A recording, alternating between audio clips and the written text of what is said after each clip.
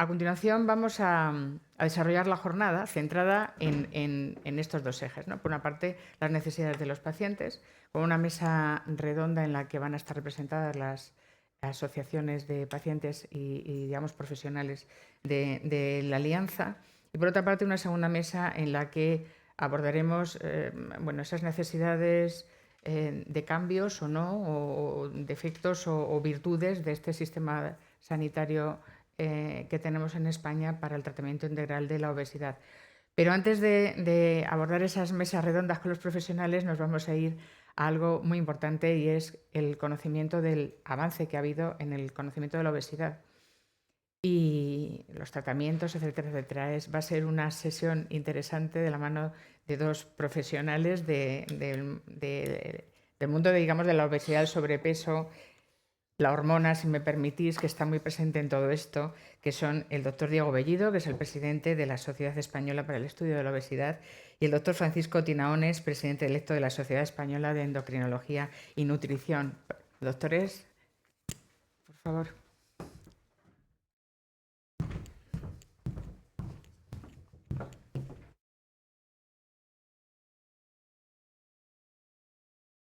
Sí, para mí es un honor participar en esta jornada que sirve como antesala a lo que celebraremos mañana como el Día Mundial de la Obesidad. Y es una jornada que nos invita a todos a reflexionar y también a asumir algunas responsabilidades que son compartidas entre todos, ¿no? Permitirme primero un poco, aunque ya se ha tocado, abordar de nuevo lo que es la magnitud del problema. Y emulando a los datos de la Federación Mundial de la Obesidad, hay creo que 8.000 millones de razones para hablar de obesidad, teniendo en cuenta que a día de hoy hay más de 1.000 millones de personas que viven con obesidad en el mundo. Pero estos datos, si vamos un poco, los extrapolamos a lo que va a ocurrir dentro de unos años, podemos decir que en el año 2030 igual tenemos que hablar no de 1.000, sino de 4.000 personas que viven con obesidad. Y realmente este dato es un dato preocupante, pero sobre todo en el aspecto de la etapa infantil lo es mucho más, porque si bien es cierto que si en el año 1975 hablábamos de que hay un 4% de población infantil que vive con obesidad, pues estas cifras van a crecer de una forma exponencial hasta un 20% casi, que podemos hablar a nivel mundial de lo que ocurre actualmente. Y ya no solo en la obesidad, sino que ya en el niño ya se aparecen complicaciones metabólicas y cardiovasculares que antes no veíamos, ¿no? Entonces, ¿qué podemos hacer? Pues evidentemente el marco y el objetivo nuestro es acabar reconociendo la obesidad como lo que es, como una enfermedad crónica, ¿no? Pero si extrapolamos estos datos a nuestra población, estamos hablando de que ya hay, sabemos que hay más de 50 o 60% de población adulta que vive con obesidad, se ha hablado 18-19% actualmente. Con obesidad, si añadimos el sobrepeso, hay que añadir un 37% más.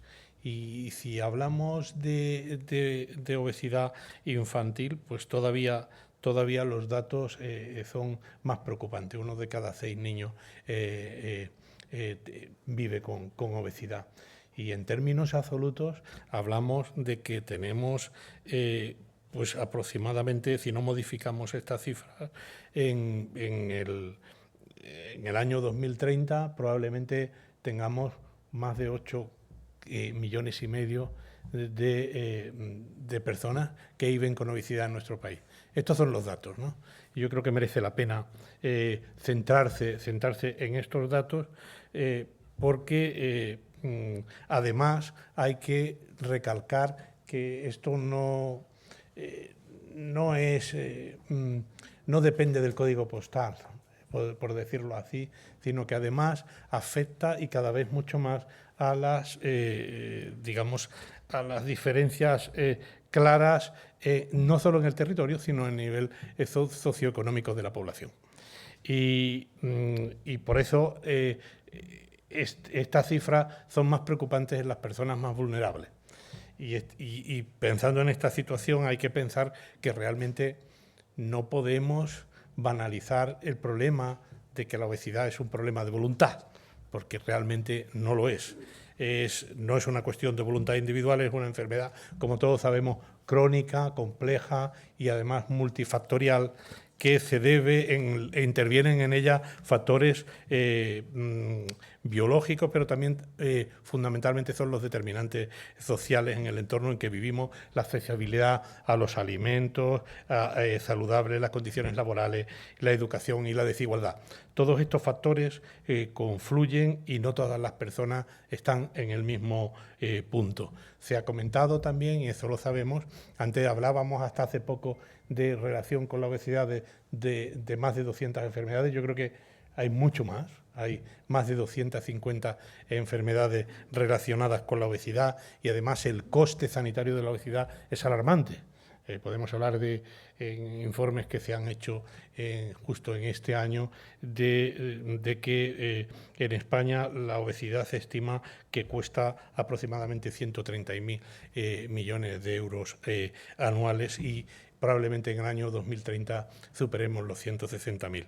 Por tanto, el mensaje por mi parte ante esta situación es un mensaje claro, pero también esperanzador. Porque reducciones moderadas de peso pueden generar un beneficio enorme tanto en la salud como en ahorro económico. Una pérdida del 5 o 10%, eso lo sabemos perfectamente, que se traduce en mejoras sustanciales en el riesgo cardiovascular, en el desarrollo de enfermedades metabólicas como la diabetes tipo 2 y sobre todo en calidad de vida. Y invertir en obesidad, por tanto, nosotros creemos que no es un gasto, sino que es una inversión estratégica en salud pública y en equidad. En paralelo, hemos evolucionado también, y eso es importante, en el diagnóstico de la obesidad. Hasta hace poco era la única herramienta de que disponemos es el IMC. Y realmente partimos de una base, un estudio que vamos a publicar desde CEDO, que cifra un poco el aspecto de la codificación de la obesidad en los informes clínicos de los hospitales. Aproximadamente solo se codifica un 6% de pacientes con el diagnóstico de obesidad, es decir, que realmente pasa inadvertido un dato que es realmente muy importante. Si no partimos de la base de codificar en el diagnóstico clínico el paciente con obesidad, no podemos tampoco tratarla o valorarla adecuadamente. Durante décadas hemos trabajado con el IMC, pero hoy día algunas guías, como la guía Giro, en la que intervenimos prácticamente todos los que estamos aquí y muchas más sociedades científicas y asociaciones de pacientes, más de 30 actualmente, propone un modelo de valoración integral, evaluando, además del IMC, el perímetro de cintura, el riesgo cardiometabólico y las comorbilidades de obesidad para llegar a un abordaje, podemos decir, multidisciplinar. Nosotros, cuando tratamos obesidad, no tratamos un número, tratamos una enfermedad crónica que requiere un tratamiento no puntual, sino a largo plazo, más bien un tratamiento de por vida, como todas las enfermedades crónicas. Y por tanto, desde nuestra sociedad, desde la CEDO, vamos a defender siempre con necesidad urgente un plan nacional de atención integral a la obesidad en todas las etapas de la vida. Una estrategia que reconozca formalmente la obesidad como una enfermedad crónica, que garantice un abordaje equitativo en todo el territorio nacional, que integre la prevención, el diagnóstico precoz y el tratamiento, ya lo ha dicho Federico y lo compartimos, que refuerce la atención primaria, que reduzca las desigualdades asociadas y que establezca una coordinación interministerial bajo el principio de salud en todas las políticas sanitarias y de salud pública. Necesitamos una respuesta estructural y sostenida basada en evidencia. Hoy conocemos, como hemos dicho, mejor la magnitud del problema, sabemos cuáles son las cifras actuales, cómo crecen y ya disponemos de herramientas diagnósticas e incluso terapéuticas cada vez más eficaces. Ahora la cuestión para nosotros no es si debemos actuar, la cuestión es que hay que hacerlo, y hay que hacerlo con ambición y como la magnitud del problema nos exige. En el ámbito terapéutico hay hoy por hoy muchas novedades de presente y de futuro, y están abriendo un escenario realmente transformador. Y por ello yo creo que a continuación el doctor Francisco Tinaone nos va a poner un poco la situación de la que estamos y a la que vamos a llegar.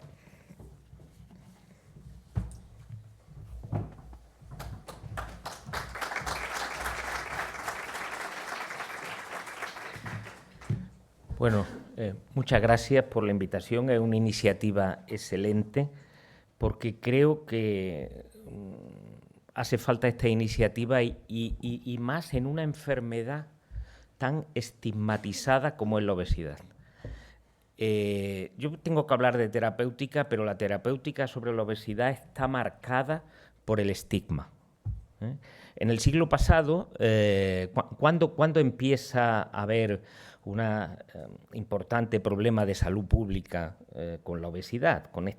Pues es prácticamente cuando aparece la sociedad del bienestar. Después de la Segunda Guerra Mundial hay acceso libre a los alimentos y nos encontramos a una especie, los humanos, que estábamos preparados para la hambruna,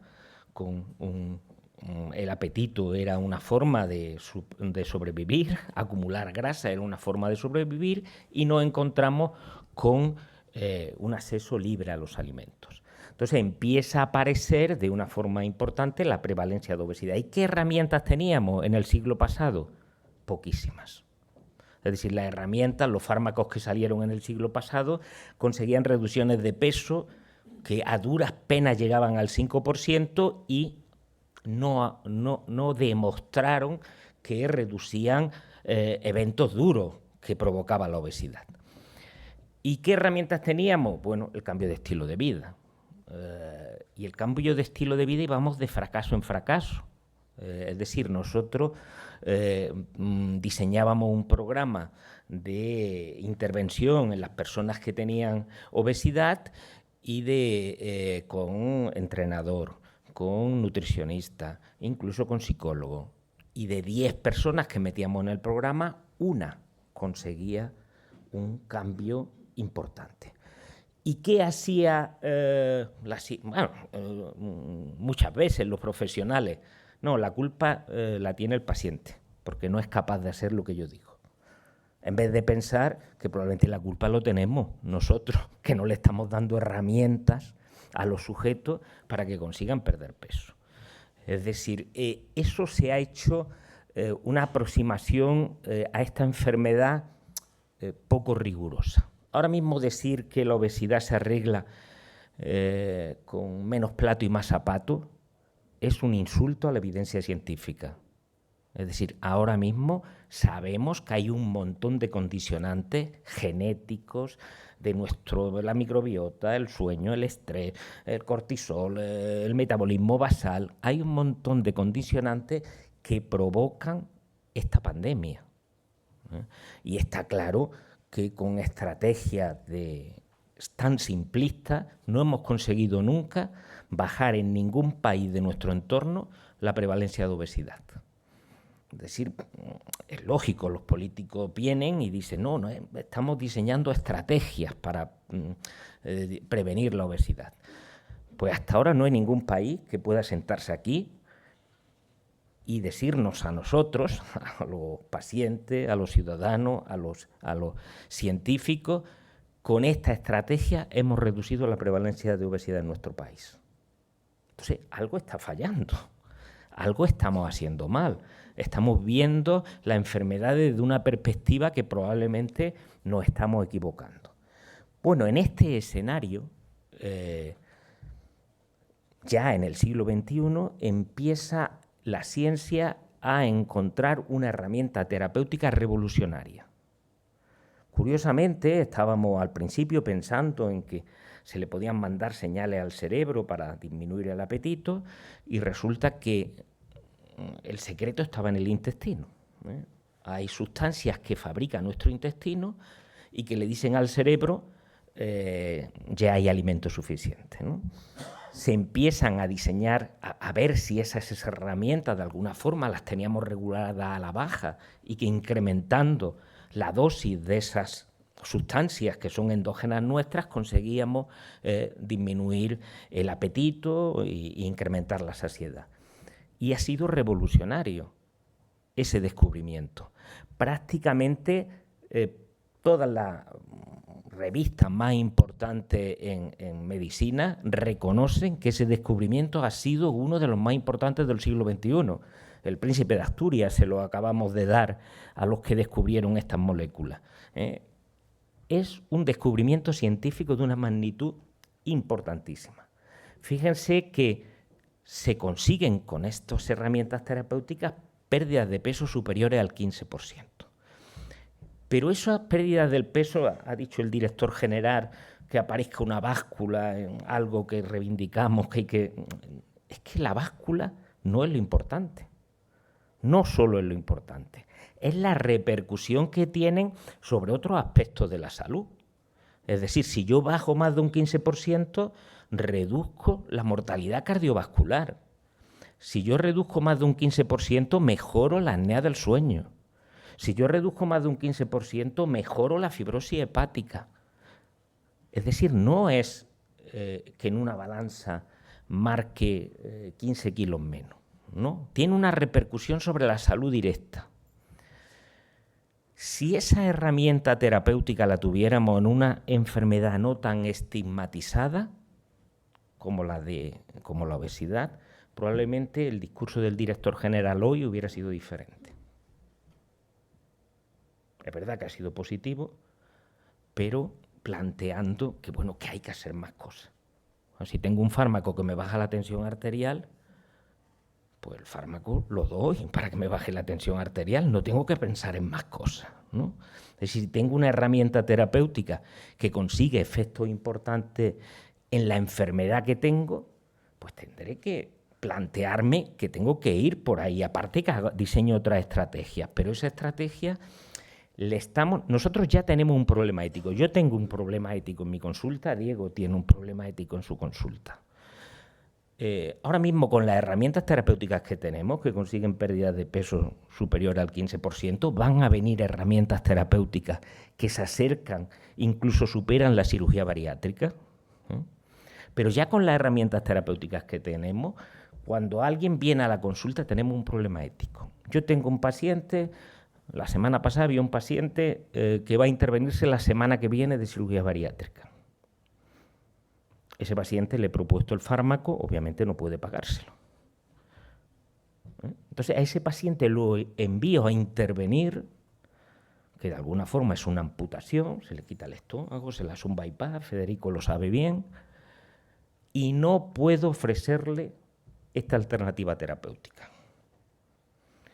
Tengo un paciente con un infarto, hace un par de semanas, con obesidad, y no puedo ofrecerle esta alternativa terapéutica sabiendo que se reduce su evento cardiovascular un 20%. Eso no es algo que yo lo cubre, es que la ciencia ha demostrado que si a ese paciente le doy ese fármaco, se reduce un 20% las probabilidades de tener un nuevo evento cardiovascular. Y si alguien me viene con apnea del sueño, pues no puedo prescribirle uno de los medicamentos más eficaces que hace que reduzca el peso y a la vez mejore la apnea del sueño. Y si me tiene una fibrosis hepática, ahora mismo sabemos que uno de los fármacos que tenemos reduce la fibrosis hepática en un 60% de los pacientes. Y la fibrosis hepática nos lleva a la cirrosis. Entonces no estamos hablando de un tema de la balanza, no estamos hablando de eso, estamos hablando de salud. Y yo sé que esto tarde o temprano lo vamos a conseguir, tarde o temprano el sentido común va a ser que veamos que tenemos que intervenir de alguna forma. Si tenemos herramientas terapéuticas potentes, yo este mismo discurso no lo hubiera tenido en el siglo pasado. Que teníamos herramientas terapéuticas que no conseguían endpoint duros, que no conseguían bajar un poquito el peso, pero no conseguían mejorar de forma importante la salud del sujeto que tenía obesidad. Pero ahora las tenemos y no podemos.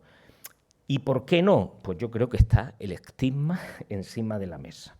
Y el estigma está encima de la mesa, y esto te digo, Federico, que él representa una asociación de pacientes importante, pero no entiendo que no haya una asociación de pacientes con obesidad en cada provincia, como lo hay en la diabetes. ¿Por qué no lo hay, Federico? Porque los pacientes le hemos metido el estigma en la cabeza de que ¿para qué van a ir ni al médico? Si ellos ya saben lo que hay que hacer. Menos plato y más zapato. Y esto no es así.